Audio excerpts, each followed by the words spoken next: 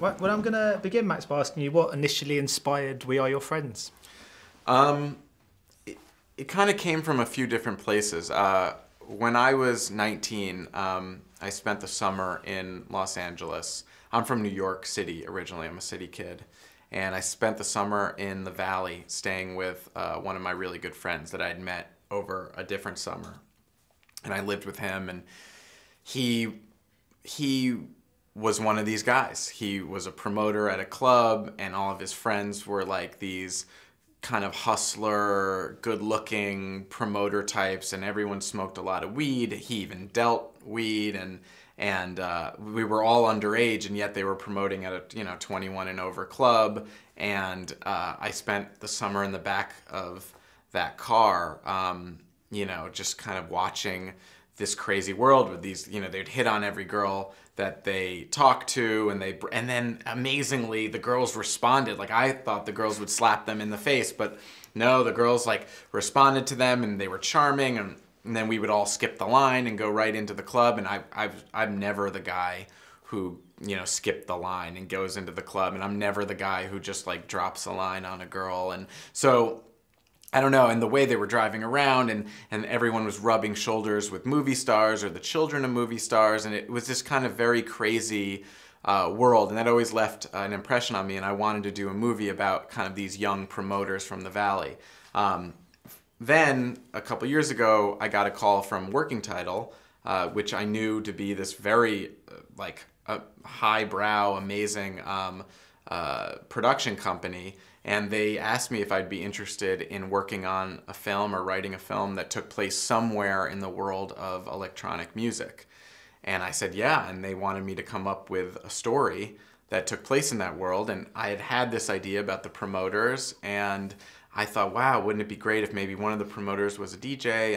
And then, looping into that story, I kind of brought in my own story of trying, becoming a filmmaker and trying to find my voice as a filmmaker, which has been, the last 10 or 12 years of my life.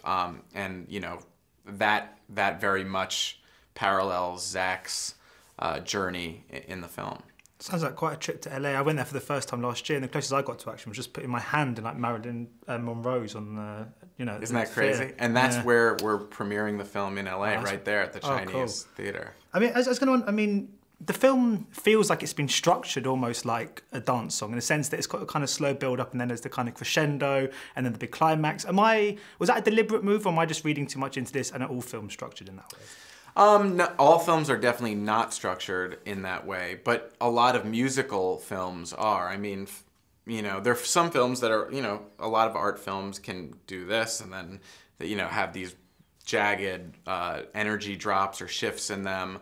This film is it is like a ride, and it's like a musical. Like, you're in real life, and then a song comes in and it takes you a bit on a ride, whether it's you're going up or you're going down, and then when it ends, it drops you back in the kind of on the ground floor, and then another song will come in, and yeah, so it does kind of build and build and build, and it is kind of like a really good DJ set, hopefully, a bunch of songs that emotionally transition together and do lead you towards a catharsis. And it's a really kind of fascinating study of this very certain age group, because I think it's people that are they're too young to care, but they're kind of old enough to know better. They're that kind of somewhere in the middle, where I think it's that realisation when you get to that age that you're not potentially going to be what you always wanted to be, and you might become like everyone that you always said you weren't going to be. I was wondering if you were able to kind of resonate with that in a sense that do you remember how you felt at that kind of time? It was quite a precarious age, sort of 22, 23.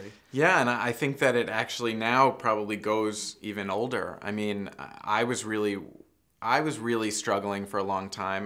My whole life I wanted to be a filmmaker, and I just there came a moment where I'm like, maybe it's not going to happen. Like, maybe I need to stop pursuing this because I'm living in the clouds and it's not going to work out. And this guy's going to be a movie star, and that guy's going to be the biggest writer of all time, and I'm going to be a big director. And you realize that can't happen in real life, and it might not. And then people start giving up their dreams, and it is frightening. And there is that sense of invincibility too, that you realize slowly but surely that you're not invincible, and that there are consequences to your actions, and then all of a sudden, reality kind of sets in at some point, and it is this is about that moment.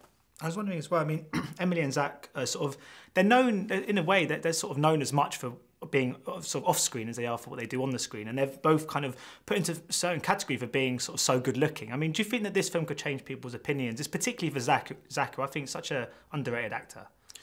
I think that they're both really great in this film. You know, I don't think many people have seen Emily act.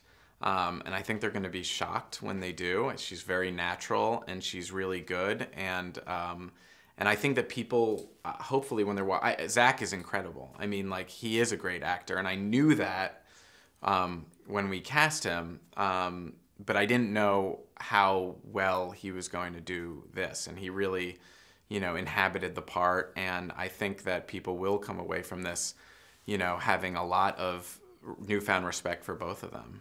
And just what song gets you on the dance floor? What's the one song that when you hear it at a club you just go, yeah, I've got to go? Almost anything by Soul Wax, anything by LCD Sound System. Those songs just like, they just get my heart pumping. Any Soul Wax song just really, you know, I can't resist. Just finally, very quickly, what's next for you? Have you another feature-length film, perhaps? Definitely. I want to do another film. There are a lot of short films I want to do too. I came up doing short films, and there have been a bunch that I've wanted to do over the last few years while I've been doing this. So, and I have another season of Catfish coming up too. So I got my work cut out for me. Yeah, pretty busy. Well, thank you so much for your time today. It's been much appreciated. Cheers. Thank you very much. Ladies and gentlemen, you're watching Hey You Guys. Hey You Guys, huh? Hey You Guys. Is that from the Goonies? It is indeed, yeah. Nice. Hey You